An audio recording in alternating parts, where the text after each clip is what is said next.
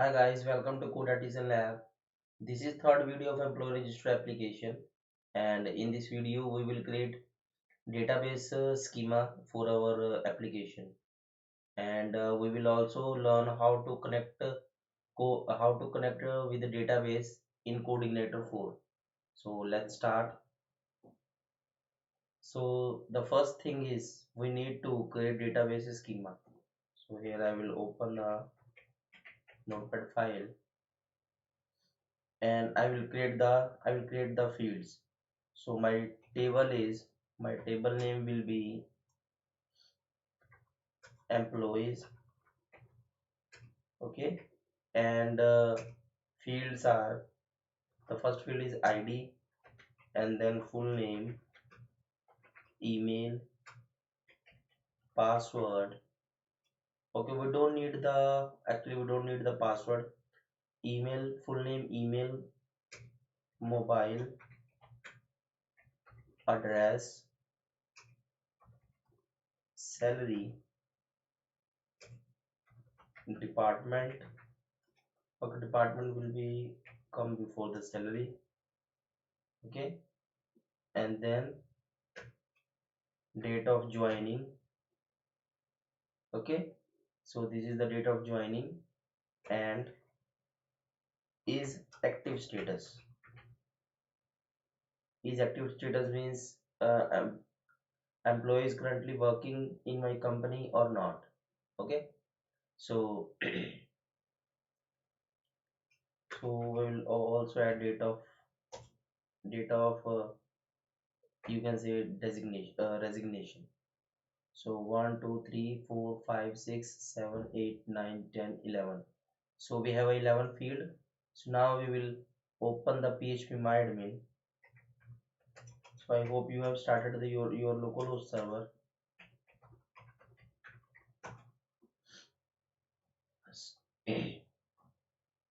So here I have opened the phpMyAdmin. Now what I will do, I will create the database.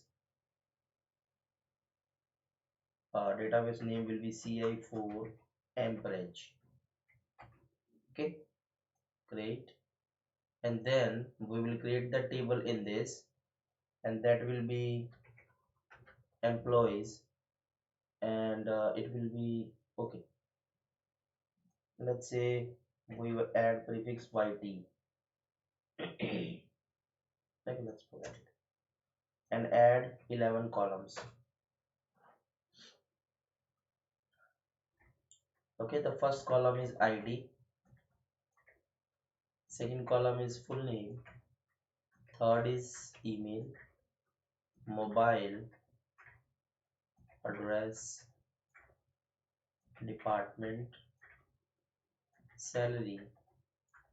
This is per month salary, date of joining, date of resignation, and is active status. Is active status is our boolean field, so we will let a boolean, and we will define the default define. We will define, let's say, okay, we will not define anything, none. Date of joining will be our varchar, so it will be 100. Date of this is date of resignation, date of joining will be varchar. So let's say, okay, so this is fine, and salary will be like 50. This is the length of the value, and department will be like 150 character. Address will be text field. Mobile number will be variable character, so let's say 50, not 50, let's say 30. Email also will be it can be number and text, and the full name, so let's say 50. Int will be like it's id, so I will go to 5-digit length. Auto increment I will do, and the index will be primary. So go, and let's say see. So this is the way how we can create the table and database in phpMyAdmin. Okay, now we have created the table, we have created the database and we have also created the table. Now we will connect this database in coordinator. So let's see how we can connect this. So we will open the Empress application. At the root we have a env file.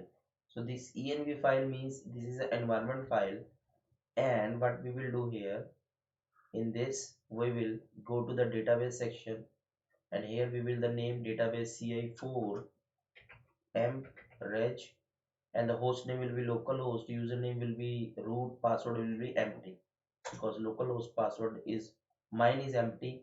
If you have any, then please fill this field. Okay, now now we have connected to the database. So here you can see, if I'll go to the official documentation, coordinator 4 doc, and I'll go to the official documentation, and here they have they built the application. They have built the application from static to dynamic application. You can follow their documentation. They have beautifully explained everything, each and everything. Okay, so here you can see connect with your database. We can connect this. Okay, so we will fetch the data with the models. All our database queries exist in the model, like our database, like our logic is exist in the controller, and from controller we load the view. Okay, so here we will fetch the data from model and pass to the view. So this is the method. When this URL loads, so what it will do, it will load the controller first. Then if any view exists, then it will go to that view, and if we want to pass the data in that view, then we can fetch from the model and pass in the view. So this is the way that we work in this coordinator. Okay, so I hope you understand all the things. If you have any query, any question about this, then please add in the comment section. Okay, I will appreciate your idea. If you have any project idea or anything, you can comment, you can add the comment in the comment section. Okay, so now you can see, here we have connected all our database. Now we can fetch the data from the database. Here you can see, this is the way. I will cover the models in my next video. Okay, I will fetch the data. We will we will add some data from this insert function, and we will fetch the data, and then we will create the form to add this data later. Okay, so I hope you enjoyed this video, and please like this video and subscribe this channel. So thanks for watching this video. Thank you so much.